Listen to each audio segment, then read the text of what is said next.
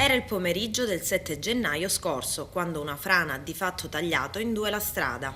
È la provinciale 68 Porto Empedocle-Realmonte, nota a tutti come la strada per la Scala dei Turchi.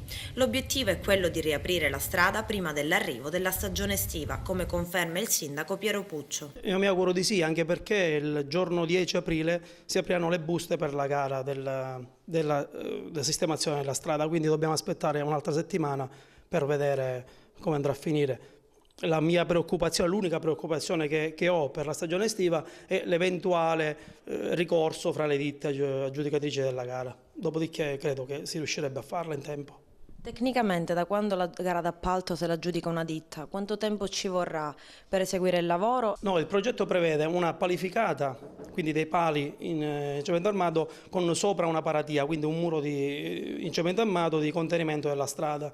I tempi previsti saranno, la gara parla di 100 giorni, ma io credo che in un mesetto, anche un mesetto e mezzo, riusciranno a rendere fruibile la strada, anche provvisoriamente. Dal giorno della frana è chiuso l'accesso al sito lungo la spiaggia dal lato di Punta Grande e considerando che da tempo è interdetto il passaggio a piedi anche dalla parte di Lido Rossello, sempre a causa di un altro fronte franoso, in questo momento la Scala dei Turchi è off limits. Qualcuno è preoccupato, le attività commerciali, le attività i B&B, le strutture ricettive sono un po' preoccupate.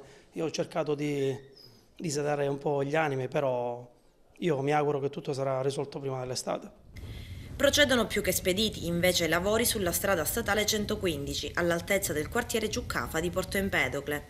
Questa è la nuova maxi rotonda che andrà a rimpiazzare il noioso semaforo tanto antipatico a molti.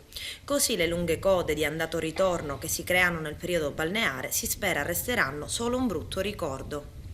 E spostiamoci invece su un'altra strada, la Passo Fonduto, che collega Casteltermini alla strada statale 189. Queste le immagini realizzate da un passante. La strada è in condizioni pessime, devastata da una frana che l'ha resa più che pericolosa. Oltretutto è aperta al traffico. Crepe a vista d'occhio, soprattutto di giorno, ma quale sarà invece la visibilità notturna?